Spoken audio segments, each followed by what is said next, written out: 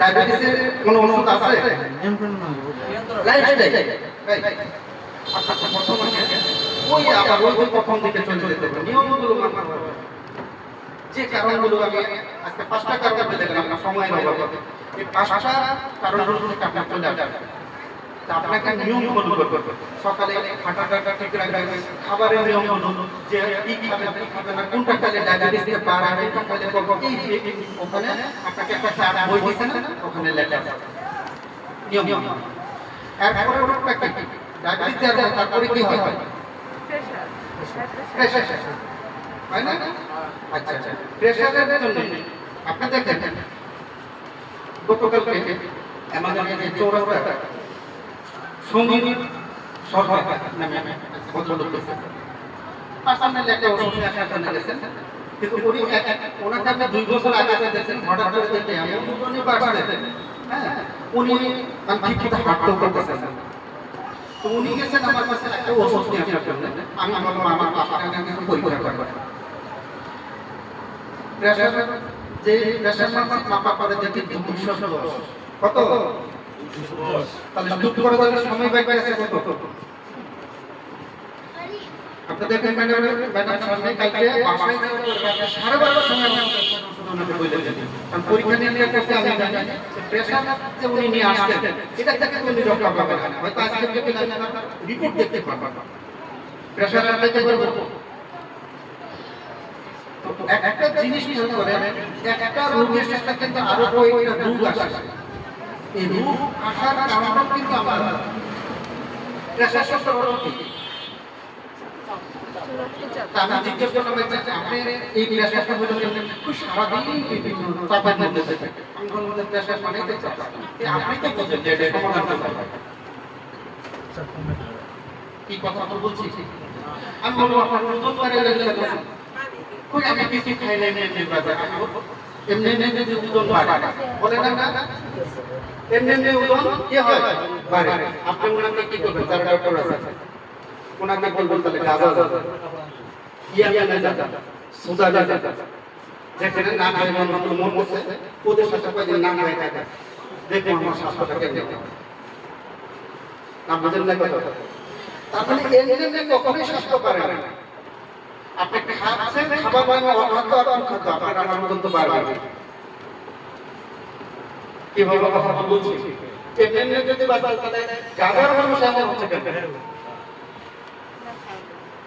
এমনি এমনি যদি বাইরে যেতে গাজার মানুষগুলো এমন কেন শুকিয়ে গেল, তার মানে যারা এই যে ইয়েতে আছে হাইপারটেনশন হাই প্রেশার ডায়াবেটিস এই তিনটা রোগ কিন্তু চেইন অফ কমান্ডে চলে, এই কমান্ডটা দেয় যে ওই ব্যক্তি নিজে এটা থেকে সুস্থতার দায়িত্ব তার নিজে, এটা একটা ডক্টর দায়িত্ব, কারণ আমরা দেখেন পৃথিবীর এমন কোনো পদ্ধতি নাই, চিকিৎসা পদ্ধতি নাই এই ইন্টারনেটে বলে ওষুধ বন্ধ করবে, কেউ বলে একটা পদ্ধতি বলে যে ওষুধটা আর খাবেন না, কোনোদিন শুনছেন যে ডায়াবেটিসের ওষুধ বন্ধ করে দিয়েছে কেউ, প্রেশার ওষুধ বন্ধ করছে, যেটা ওষুধের রোগ না, অর্থাৎ ওষুধ খেলে যে রোগ না ভালো হয় সেটা কি ওষুধের রোগ না, বুঝেন না কথা, ওষুধ খেলে যে রোগ ভালো হয় না সেই রোগটা কি ওষুধের রোগ না, সেই রোগটা কি ওটা তো আপনার আমার উপর দায়িত্ব, অর্থাৎ ওই রোগী নিজেই ওটা ম্যানেজমেন্ট যদি ফলো করে ওনাদের নিয়ম কানুন যদি ফলো করে তাহলে ওরা সুস্থ থাকতে পারে, ডাক্তার দরকার পড়ে না। সমস্যা হচ্ছে আমাদের বাংলাদেশে এশিয়ার মধ্যে সবচেয়ে বড় ডায়াবেটিস হসপিটাল আছে, সেটার নাম কি বার্ডেন। আপনি বার্ডেন হসপিটালে গিয়ে যারা চিকিৎসা নিতেছে দীর্ঘদিন ধরে ওনাদের জিজ্ঞেস করেন বা যারা চিকিৎসা দিচ্ছে তাদের জিজ্ঞেস করেন স্যার আপনারা যে এত বছর চিকিৎসা করালেন তাহলে কয়টা ডায়াবেটিসের স্যার ভালো হয়েছে না, কথা বুঝেন?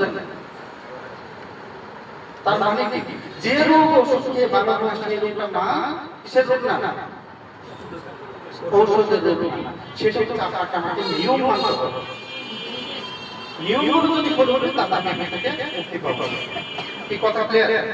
আসেন পৃথিবীর সবচেয়ে ভয়ঙ্কর রোগ, সবচেয়ে বড় একটা রোগ নিয়ে আমি আলোচনা শেষ করতেছি, 57 নম্বর মানে আমার সময় শেষ, তার নাম কি ক্যান্সার নাকি, এর থেকে বড় রোগ এখন আসে সারা আসছে, যার কথা বলা হয় নো অ্যান্সার, এই রোগের জন্য দায়ী আমরা নিজে। আমরা যদি চেষ্টা করি ক্যান্সার থেকে মুক্ত থাকতে পারি। ওই যে কয়টা কারণ দেখাইছি না, কয়টা কারণ বলছিলাম, ওই 5টা কারণ যদি আমরা একটা শুধু মানতে পারি তাহলে আমরা এটা থেকে মুক্তি পাবো। 6 নম্বর একটা কারণ বলে যাচ্ছি, সেটা হচ্ছে ক্যান্সারের 30% ক্যান্সারের জন্য দায়ী হচ্ছে মাদক। 30% ক্যান্সারের জন্য দায়ী কি? মাদক। এখন মাদক কি খালি গাঁজা, খালি মদ, ইয়াবা, একটা না দুইটা না, যদি কেমন একটা গান আছে না, একটা না দুইটা কি হয়, কিছু হয়, এটা কি মাদক না? সিগারেট কি মাদক না? আচ্ছা, পানের সাথে একটা খিচুড়ি লাগা, এটা কি মাদক না? ওই এমনি পান ভালো লাগে, কি দাও লাগে, কি দাও লাগে, মানে খিচুড়ি লাগা দাও, দেখছেন না? ঠিক আছে, তো ওর ভিতরে যা দিচ্ছেন পান ব্যতীত, পান হলো কি ক্লোরোফিল, এর মধ্যে কি আছে অ্যান্টিঅক্সিডেন্ট, আপনার পান খানা আমার গুণ করতে পারে। কিন্তু পানের সাথে যখন চুনের সাথে যখন কি দিচ্ছেন না জর্দা আরো অনেক কিছু নাকি, সব কিছু মিলে যখন আপনি খিচুড়ি লাগা দিচ্ছেন তা আপনার জীবন কি খিচুড়ি তো এই খিচুড়ির জন্য জীবন, কিন্তু এই জীবনের জন্য যারা ক্যান্সার আক্রান্ত রোগী আছে বিশ্বাস করে এর জন্য দায়ী আমি নিতে, এমনকি উল্টা যদি আমি করি আমার জন্য আমারই দায়ী। এখন বলতে পারেন যে জেনেটিক কিছু কারণ আছে, জেনেটিক কারণগুলো একদম সীমিত, জেনেটিক কারণগুলো একদম কি সীমিত।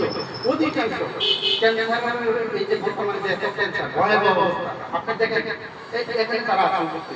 আচ্ছা, এমন কেউ কি আছে যার পরিবারে বা তার আত্মীয় স্বজনের মধ্যে ক্যান্সার আক্রান্ত রোগী নাই? কেউ থাকলে এমন কি আছে যার পরিবার বা আত্মীয় স্বজনের মধ্যে ক্যান্সার আক্রান্ত হয় না? এমন কেউ আছে?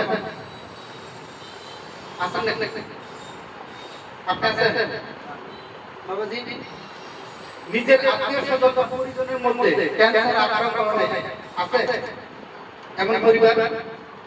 তার মানে পৃথিবীর একটা বড় মানে আমরা একটা মহামারী হিসেবে এটাকে এখন আখ্যায়িত করতেছি। আগামী মানে 2050 সাল, অর্থাৎ 50 সাল আগে এই দেশে ক্যান্সার আক্রান্ত রোগীর সংখ্যা একটা রেশিও আনা হয়েছে। এই যে ভুলগুলো আমরা অনেকগুলো ভুল তুলে গেছি, কারণগুলো তুলে গেছি, রোগের কারণগুলো এগুলো যদি করতেই থাকে তাহলে দেশে 50% মানুষ ক্যান্সার আক্রান্ত হয়ে যাবে, WHO থেকে বলা হয়েছে। এখন আপনি আমি এখানে বসে সিদ্ধান্ত নিতে পারি আমরা কি করব। এই যে সচেতনতামূলক আলোচনা পারিবারিক বলেন, সমাজে বলেন, আপনার আত্মীয় স্বজন বলেন, আপনার প্রতিবেশীর সাথে বলেন, আলোচনা করবেন কি করবেন না?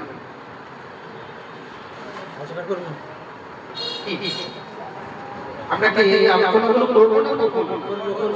এখন বলতে পারবেন আপনি করলাম না, আচ্ছা মা আপনি করলেন, ধরে আপনার পরিবারে কেউ আক্রান্ত হয়ে গেল, একটা মানুষ সারাটা জীবন কষ্ট করে কি করে টাকা ইনকাম করে, বিশেষ করে পুরুষদের ক্ষেত্রে বলবো, একটা পুরুষ কি করে সারা জীবন কষ্ট করে না টাকা ইনকাম করে।